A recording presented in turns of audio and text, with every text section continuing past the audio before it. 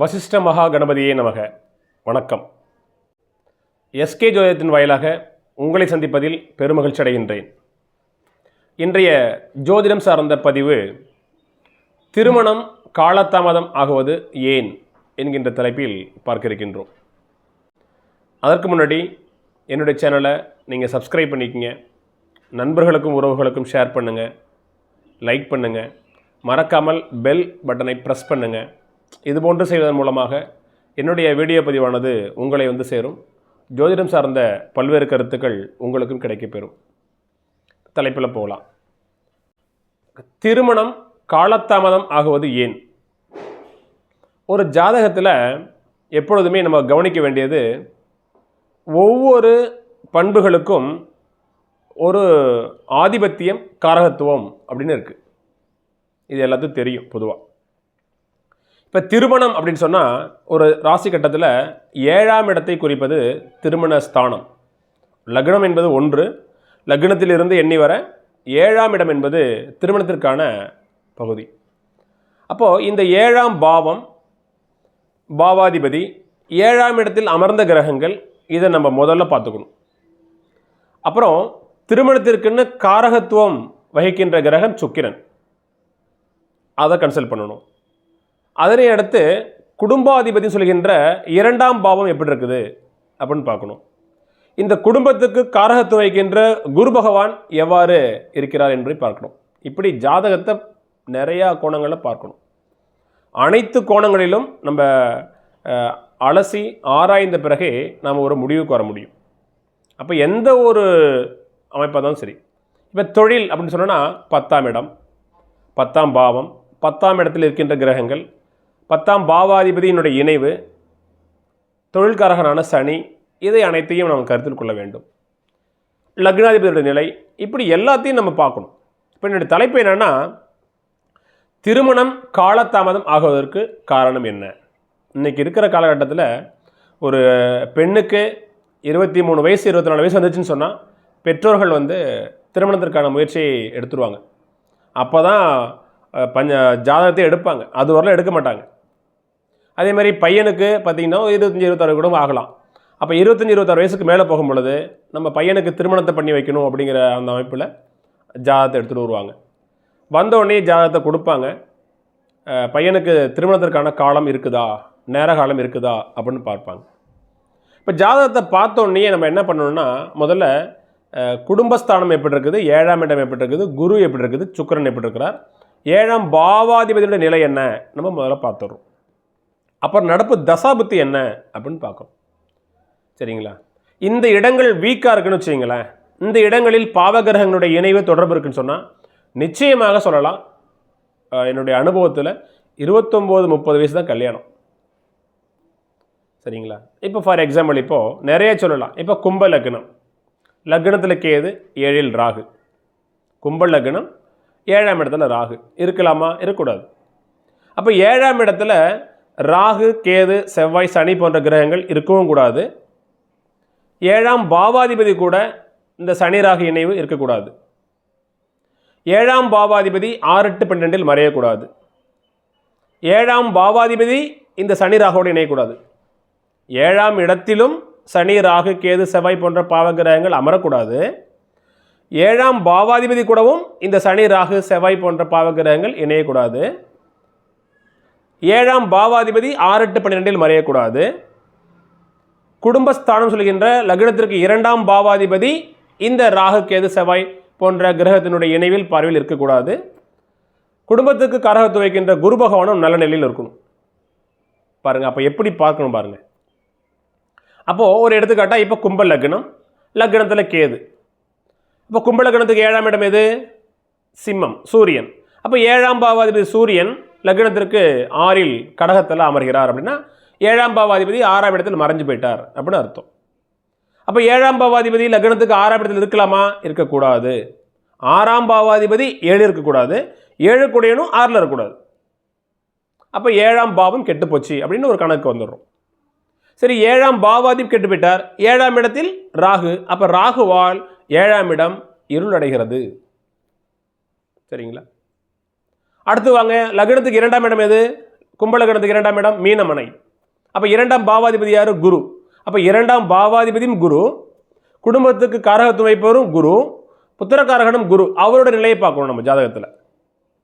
அப்போ சப்போஸ் அந்த 2ஆம் பாவாதிபதி குரு வக்ரமானாலோ அல்லது 2ஆம் இடத்தில் பாவ கிரகங்களான சனி, ராகு, கேது, செவ்வாய் போன்ற கிரகங்கள் இருந்தாலும் தவறு. அப்போ நான் ஏற்கனவே சொல்லிட்டேன், கும்ப லக்னத்தை உதாரணம் சொன்னேன். இது என்கிட்ட வந்த ஒரு ஜாதகம் அது. அப்போ கும்ப லக்னம், லக்னத்துக்கு 7ஆம் இடத்தில் ராகு இருக்குது, 7ஆம் பாவாதிபதியான சூரியன் 6இல் மறைகிறார். சரிங்களா? குரு பகவான் நீசமாயிட்டார். குரு பகவான் நீசமாயிட்டார், கடகத்தை மகரத்தில் நீசமாயிட்டார். இந்த இடத்துல பாருங்க, 7ஆம் பாவாதிபதியான சூரியன் லக்னத்துக்கு 6இல் இருந்தாலும் கூட இந்த குரு பகவான் நீசமாகி அவர் வக்ர நிலையில் இருக்கிறார். நீச வக்ரம் என்பதனால் அந்த குரு பகவான் தன்னுடைய பழைய நிலைக்கு போயிடுறார். நீச வக்ரம் உச்சத்திற்கு நிகரான பலத்தை கொடுக்கும். இருந்தாலும் கூட நீசம் பெற்றுத்தான் அவர் அங்கே வக்ரம் அடைகிறார். சரிங்களா? இருந்தாலும் ஆரம்பத்தில் சில தொய்வுகளை காட்டித்தான் பிறகு நல்லதொரு குடும்ப வாழ்க்கை இருக்கும். இப்போ அந்த பெண்ணுக்கு பார்த்தீங்கன்னா குரு திசையில் புதன் புத்தி போயிட்டுருக்கு. இப்போ ரைட் நவ், இப்போ நம்ம ஜாதகம் பார்க்குற நேரத்தில். சரிங்களா? ஆக்சுவலி குரு திசையில் புதன் புத்தி, இந்த குருவும் புதனும் சஷ்டாஷ்டமாக இருக்கிறாங்க. அப்போ கும்பலக்கணத்துக்கு 5ஆம் பாவாதிபதியான புதன், யோகத்தை செய்ய வேண்டிய புதன் தசாநாதனுக்கு 6, 8, 12 சஷ்டாஷ்டமாக இருக்கும் பொழுது அந்த புத்தி வேலை செய்யாதுங்கிற அடிப்படையில் புதன் புத்தி நல்லா இல்லை. கேது பகவான் எங்கே இருக்கிறார்? கேது பகவான் லக்னத்தில் அமர்கிறார். அங்கே ராகு சாரம், சுவாதி நட்சத்திரம் சாரத்தில், சதய நட்சத்திரம் சாரத்தில் அந்த கேது பகவான் இருக்கிறார். அது சரியில்லை. அப்போ இது போன்ற காரணங்களால் அவருக்கு 27, 28 வயசு ஆக போது அந்த பெண்ணிற்கு இன்னும் திருமணம் ஆகலை. சரிங்களா? அப்போ எப்போ நடக்கும்? 7ஆம் இடத்தில் இருக்கின்ற அந்த சுக்கரனுடைய புத்தி தான் நடக்கும் கல்யாணம். சரிங்களா? ஸோ கும்ப லக்னம், லக்னத்துக்கு 7ஆம் இடத்தில் ராகு, கூடவே சுக்கிரன் அமர்கிறார். 7ஆம் பாவாதிபதியான சூரியன் 6இல் இருக்கிறார்.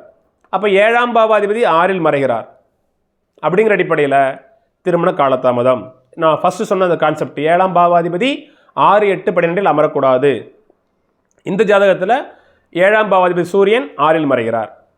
ஒரு கான்செப்ட். ஓகே. 2, 7ஆம் இடத்தில் பாவ கிரகங்கள் அமரக்கூடாது. பாவ கிரகங்கள்னா பொதுவாக சனி, ராகு, கேது, செவ்வாய் போன்ற கிரகங்கள். சரிங்களா? ஓகே. அப்புறம் 3வது பாருங்க, அந்த குடும்பத்துக்கு காரகத்தை வைக்கின்ற குரு பகவான். நல்ல வேளையாக அந்த ஜாதகத்தில் குரு பகவான் வக்ரம், நீச வக்ரம் அடைகிறார். அப்போ நீசம் பெற்று அந்த கிரகம் வக்ரம் அடையும் பொழுது அது உச்சத்திற்கு நிகரான பலனை தரும் என்பதனால் நிச்சயமாக திருமண வாழ்க்கை உண்டு. பட் கொஞ்சம் ஸ்லோவாக ஆகுது, காலதாமதம் ஆகுது. கலஸ்தரக்காரகன் சுக்கிரன் எங்கே இருக்கிறார்? அங்கே சிம்மத்திலே இருக்கிறார். ஆனால் ராகுவுடன் இணையில, ராகுவுடன் மிக நெருங்கி போகலை. ஸோ அதனால் இப்போ அந்த பொண்ணுக்கு என்ன தசை நடக்குது? குரு திசையில் இப்போ புதன் புத்தி போயிட்டுருக்கு. புதன் புத்தி முடியணும், கேது புத்தி முடியணும். அடுத்து வருகின்ற சுக்கிர புத்தியில் தான் அந்த பெண்ணிற்கு திருமணம். அதுக்குள்ளே வயசு 29 ஆகிடும். அப்போ குரு திசையில் இப்போவே திருமணத்தை பார்க்க ஆரம்பிச்சிட்டாங்க. திருமணம் ஆகுமான்னு சொல்லிட்டு பொருத்தம் நிறையா பார்க்குறாங்க. அப்போ குரு திசையில் சுக்கிர புத்தியில் தான் கல்யாணம் ஆகும். ஏன்னு சொல்கிறான்? சுக்கிரன் கும்பலக்கணத்துக்கு யோகாதிபதி, அவர் 7ஆம் இடத்தில் அமர்கிறார். அங்கே பார்த்தீங்கன்னா அந்த சுக்கிரன் வந்து தன்னுடைய சுயசாரத்தில், பூர்ண நட்சத்திரம் சாரத்தில் அமர்கிறார். அப்போ சுகாதிபதியான சுக்கிரன் 7ஆம் இடத்தில் தன்னுடைய சுயசாரத்தில் அமர்கிறார். இந்த இடத்துல சுக்கிரன் தனிச்சிருந்ததுன்னா அது காரக பவனாஸ்தின்னு சொல்லிக்கலாம். ஆனால் இந்த இடத்துல கூட ராகு இருக்குது. ஆனால் ராகுடன் இணையில் தன்னுடைய சுயசாரத்தில் தான் இருக்கிறார். அதனால் மிக பெரிய அளவுக்கு அவர் கடுமையாக பாதிக்கப்படலை.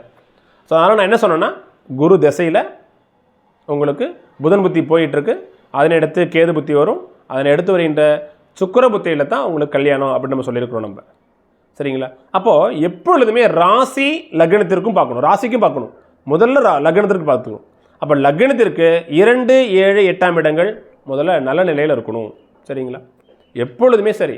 2ஆம் இடம், 2ஆம் பாவாதிபதி குரு, 7ஆம் இடம், 7ஆம் பாவாதிபதி 7இல் அமர்ந்த கிரகங்கள், அதோட கலஸ்தரக்காரகன் சுக்கிரன். பெண்களுக்கு பொறுத்தவரைக்கும் 8ஆம் இடத்தையும் நம்ம கருத்தில் கொள்ளணும். சரிங்களா? 8ஆம் இடம் மிக மிக முக்கியம். ரைட். இதுதான் காலதாமதம், திருமணம் காலதாமதம் ஆவதற்கான ஒரு மிக முக்கிய ஒரு காரணம். அது சில நேரங்களில் 7ஆம் பாவாதிபதி ஆட்சியாக இருந்தாலும் தப்பு. 7ஆம் பாவாதிபதி 6, 8, 12 மறையுதுங்கிறத விட 7ஆம் பாவாதிபதி ஆட்சி பெற்றாலும் தப்பு. நமக்கு தெரியும் உபயலக்கணக்காரங்களுக்கு இப்போ மிதுனம், கன்னி, தனுசு, மீனம் மிதுனம், கன்னி, தனுசு, மீனம் இந்த 4 லக்னங்களுக்கும் 7ஆம் இடம் என்பது ஒரு பாதகஸ்தானத்தை குறிக்கும். 7ஆம் பாவாதிபதி பாதகாதிபதி, 7ஆம் இடம் பாதகஸ்தானம். அப்போது இந்த பாதகஸ்தானங்களில் அந்த 7ஆம் பாவாதிபதியான கிரகம் ஆட்சி பெற்றால் திருமணம் சீக்கிரம் நடந்துடும். ஆனால் அந்த பர்டிகுலர் தசாபுத்தி காலகட்டங்களில் நிச்சயமாக திருமணம் சார்ந்த வகைகளில் திருமண வாழ்க்கையில் மிகப்பெரிய சிக்கல்களை ஏற்படுத்தும். இப்போ ஃபார் எக்ஸாம்பிள் இப்போ மிதுன லக்னம், மிதுன லக்னத்திற்கு 7 கூடிய குரு 7ஆம் இடத்திலேயே தனுசு வீட்டில் அமர்கிறார். அங்கே குரு பகவான் ஆட்சி, மூலத்திரிகோணம் எல்லாம் சரிங்களா.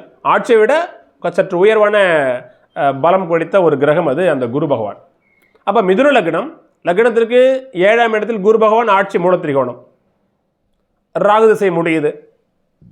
ஒரு 23-24 வயசில் குருமகா தசை வருது அப்படின்னு சொன்னால் நிச்சயமாக குரு திசையினுடைய சுய புத்தியிலேயே கல்யாணம் ஆகிடும். ஆனால் குரு திசை 16 ஆண்டுகளில் மீதமுள்ள 14 ஆண்டுகளும் கஷ்டங்கள் தான். ஏன்னா குரு பகவான் ஒரு இயற்கை சுபகிரகம். அவர் கேந்திரங்களுக்கு அதிபதியாகும் பொழுது அது கேந்திர ஆதிபத்திய தோஷத்தை விளைவிக்கும். 2வது அவரே பாதகாதிபதி செயல்படுவார், மாரகாதிபதியும் கூட. அப்போ நிச்சயமாக திருமண வாழ்க்கையில் பிரச்சனை ஏற்படுத்துவார். அதே மாதிரி தான் கன்னி லக்னத்திற்கும் 7 கூடிய குரு ஆட்சி ஆகக்கூடாது. அதே மாதிரி தனுசு மீன லக்னத்திற்கு 7ஆம் பாவாதிபதி புதன் ஆட்சி உச்சமாக வருவார். அப்போ தனுசு லக்னத்திற்கு 7 கூடிய புதன் ஆட்சியாக இருந்தாலும் தப்பு, மீன லக்னத்திற்கு 7ஆம் பாவாதிபதியான புதன் உச்சமற்றாலும் தப்பு. அங்கே ஆட்சி உச்சம், மூலத்திரிகோணம் புதனுக்கு கண்ணியில். அப்போ இது எல்லாமே தப்பு. அப்போ ஜாதகத்தை நம்ம பார்க்கணும், எந்தெந்த லக்னங்களுக்கு 7ஆம் இடம் நல்லது கெட்டது என்பதை நம்ம பார்க்கணும் சரிங்களா. சில நேரங்களில் 7ஆம் பாவாதிபதி இப்போ நான் சொன்ன மாதிரி ஆட்சி பெற்றாலும் தப்பு, உச்சம் பெற்றாலும் தப்பு. அப்போ தனுசு மீன லக்னக்காரவங்களுக்கு எங்கே இருக்குன்னா 7ஆம் பாவாதிபதி தன் வீட்டிற்கு 6, 8, 12 மறைஞ்சால் நல்லது சரிங்களா. இப்போ மிதுன லக்னம் சொன்னோம் இல்லையா, மிதுன லக்னத்திற்கு குரு 7 கூடிய குரு, அவர் 7ஆம் பாவாதிபதி சரி 8ஆம் இடத்தில் மறையலாமா, நீசம் அடையலாமான்னா அதுவும் தப்பு. மிதுன லக்னம் 7 கூடிய குரு 7ஆம் இடத்தில் ஆட்சி பெற்றாலும் தப்பு. சரி அந்த குரு நீசமானால் நல்லதா அப்படின்னா நீசமானாலும் தப்பு. ஏன்னா 7ஆம் இடத்தினுடைய பண்புகளை அவர் தான் தரணும். பாதகாதிபதினு சொன்னாலும் கூட குரு பகவான் தான் திருமண வாழ்க்கையை கொடுத்தாகணும். அப்போ 7ஆம் பாவாதிபதி நீசம் பெற்றால் அது நல்லதானா, நல்லது அல்ல. அப்போ என்ன பண்ணணும்னு சொன்னால் அந்த 7ஆம் வீட்டிற்கு அதிபதியான குரு பகவான் தன்னுடைய வீட்டிற்கு 12 லக்னத்திற்கு 6 மறைந்து இருக்கும் பொழுது குரு தசை நிச்சயமாக ஒரு மிகப்பெரிய அளவுக்கு கெடுதலை செய்யாது. தன் வீட்டிற்கு 7ஆம் பாவாதிபதியான குரு பகவான் தன் வீட்டிற்கு 12 6 மறையும் பொழுது ஒரு யோகத்தை செய்ய மாதிரி இருக்கும் சரிங்களா. அதே மாதிரி கன்னி லக்னத்திற்கு 7 கூடியது யார், குரு பகவான். அப்போ 7ஆம் பாவதியான குரு பகவான் 7ஆம் இடத்திலே ஆட்சி இருப்பதை விட 7ஆம் பாவதியான குரு பகவான் 8ஆம் வீட்டில் செவ்வாயோட வீட்டில் அமர்வதை விட 7ஆம் பாவாதிபதியான குரு பகவான் தன்னுடைய வீட்டிற்கு 12 அமர்வது சற்றே ஒரு அந்த குரு திசை ஓரளவு சிறப்படையும் சொல்லிகிட்டு இருக்கலாம். அதே மாதிரி கடக லக்னத்திற்கு 7ஆம் பாவாதிபதியான சனி பகவான் 7ஆம் இடத்தில் ஆட்சி பெற்றால் நிச்சயமாக திருமணம் சீக்கிரம் நடக்கும். ஆனால் திருமண வாழ்க்கையில் பிரச்சனை. அங்கேயும் பாருங்க, இப்போ கடக லக்னத்திற்கு 7 கூடிய சனி 7ஆம் இடத்தில் ஆட்சி பெறலாமா அப்படின்னு சொன்னால் 7ஆம் வீட்டு பலன்களை அவர் தான் கொடுப்பார், திருமணத்தை அவர் தான் செய்வார். அது திருமணத்துக்கான வயதுன்னு சொன்னால் சனி திசையினுடைய சனி புத்தியிலேயே நிச்சயமாக அவருக்கு திருமணம் நடக்கும். ஆனால் திருமண வாழ்வில் சொல்லவனா துயரங்களை அனுபவிப்பார். 7ஆம் இடத்தில் இருக்க சனி பகவான் 7ஆம் இடத்தையும் கெடுக்கும், லக்னத்தை பார்ப்பதனால் லக்னத்தையும் கெடுக்கும் சரிங்களா. அப்போ தவறான எண்ணங்கள், தவறான முடிவு எடுத்து வம்பு வழக்குகள், சிக்கல்கள், கருத்து மோதல்கள் ஏற்பட்டு பிரச்சனைகள், பிரிவுகளை ஏற்படுத்தும். அப்போ கடக சிம்ம லக்னத்திற்கு 7ஆம் பாவாதிபதியான சனி பகவான் பகை கிரகம், அது ஒரு பாவ கிரகம். 7ஆம் இடத்தில் சனி ஆட்சி மற்றும் திக்பலம் அடையும் பொழுது பாவகிரகங்கள் ஒரே சமயத்தில் அதிகமாக வலிமை அடையும் பொழுது அந்த தசாபுத்தி காலகட்டங்கள் நிச்சயமாக பிரச்சனை சரிங்களா. அதே மாதிரி சிம்ம லக்னத்திற்கு 7 சனி இருக்கலாமா, இருக்கக்கூடாது. அப்போ 7ஆம் வீட்டில் சனி ஆட்சி பெற்றால் ஒருவேளை வக்ரமானால் அந்த சனி திசை நல்லா இருக்கும். 7ஆம் லக்னத்திற்கு 7 சனி அமரக்கூடாது. வக்ரம் பெற்றால் தன்னுடைய இயல்பான தொந்தரவுகளை அவர் செய்ய மாட்டார் என்கின்ற ஒரு சூழ்நிலையில் நம்ம சொல்லலாம் சரிங்களா. அதே மாதிரி மேஷ லக்னத்திற்கு பாருங்கள், 7ஆம் இடத்தில் சுக்கிரன் இருக்கலாமா அப்படின்னு சொன்னால் இந்த சுக்கிரன் அங்கே ஆட்சி பெற்று இருக்கும் பொழுது அது காரக பவனாஸ்தை அப்படி எடுத்துக்க தேவையில்லை. மேஷ லக்னத்திற்கும் இங்கே விருச்சிக லக்னத்திற்கும் 7ஆம் இடத்தில் சுக்கிரன் ஆட்சி பெற்றால் அது காரக பவனஸ்து கிடையாது. ஏன்னா ஆட்சி பெற்ற கிரகங்கள் தன்னுடைய சொந்த வீட்டில் அமரும் பொழுது தன்னுடைய காரகோ பவனஸ் என்கின்ற அந்த செயலை செய்ய மாட்டார்கள். சரிங்களா? ஸோ இருந்தாலும் அந்த சுக்கிரனோடு லக்ன அசுபருடைய தொடர்பு இருக்குதான்னு பார்த்துக்கணும். சரிங்களா?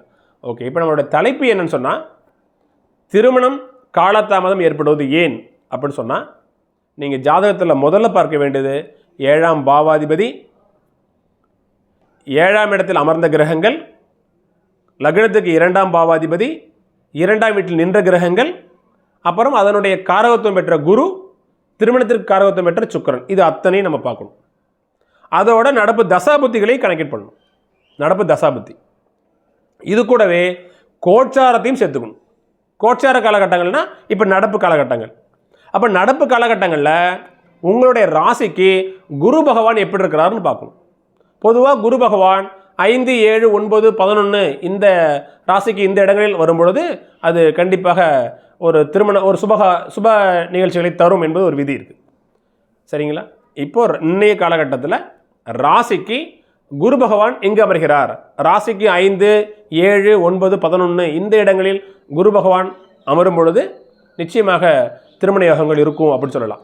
அப்போ இந்த இடங்கள் ராசிக்கு 5, 7, 9, 11 இடங்களில் அமர்ந்து அவர் இயல்பான ஜாதகத்தில் லக்னத்திற்கு 2, 5, 7 இந்த இடங்களை பார்வை செய்யும் பொழுது திருமணம் கைகூடி வரும். சரிங்களா? இன்றைக்கி பாருங்கள், இன்றைக்கி ரிஷபத்தில் குரு பகவான் இருக்கின்றார். அப்போது ரிஷபம் என்பது இப்போ விருச்சிக ராசிக்கு ரிஷபம் 7வது மனையாக வருது. அப்போ தசாபுத்தி காலகட்டங்கள் ராசிக்கு 7ஆம் இடத்தில் குரு பகவான் வரும்பொழுது இது திருமணத்தை நடத்தி வைக்கும் அப்படின்னு சொல்லலாம். ஆனால் அந்த சமயத்தில் அவங்களுக்கு தசாபுத்திகள் நல்லா இருக்கணும். 7ஆம் இடத்தோட பாவகங்கள் தொடர்பில் இருக்கக்கூடாது. இது எல்லாத்தையும் நம்ம பார்க்கணும். சரிங்களா? ஸோ மற்றும் ஒரு வீடியோ தலைப்பில் மற்றும் ஒரு புதிய தலைப்புடன் உங்களை சந்திக்கின்றேன். ஜோதிடம் பார்க்க விருப்பமுள்ள அன்பர்கள் டிஸ்கிரிப்ஷன் கொடுக்கப்பட்டுள்ள என்னுடைய வாட்ஸ்அப் நம்பருக்கு தொடர்பு கொள்ளவும். நன்றி, வணக்கம்.